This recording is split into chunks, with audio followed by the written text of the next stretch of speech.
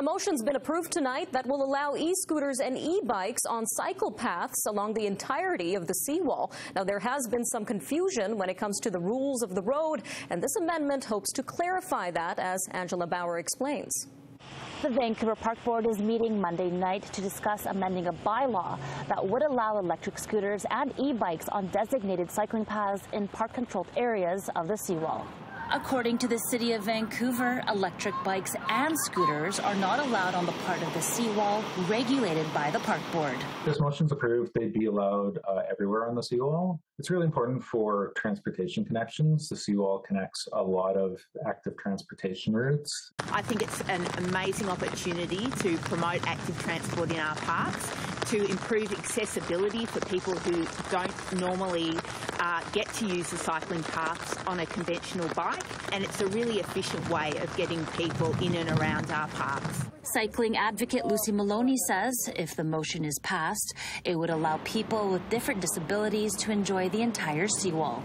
People with osteoarthritis or people who have vision impairment that's too great to use a motor vehicle, but they can still get around on e-scooters and e-bikes, that's a really great opportunity for them to have good access to our parks. According to the Vancouver Transportation Survey, in 2022, over 20,000 households in Vancouver owned an e-scooter or other micromobility device, and over 31,000 residents rode an e-bike. The owner of Van Eco Ride in Yaletown says he's looking forward to the changes, but the increase in ridership may come with safety concerns when riders don't respect speed limits. I'm just hoping that no one gets hurt.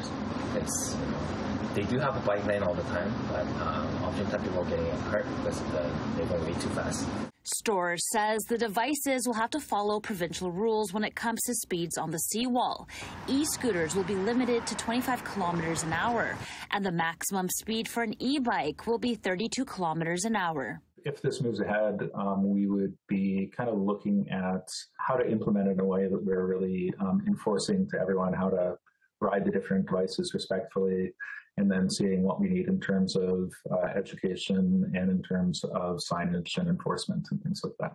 And we've already got a speed differential between sports and commuter cyclists and recreational and tourism cyclists. So it's not like there isn't already cyclists of different abilities and different speeds trying to use the Seawall Bike Path. In Vancouver, Angela Bauer, City News.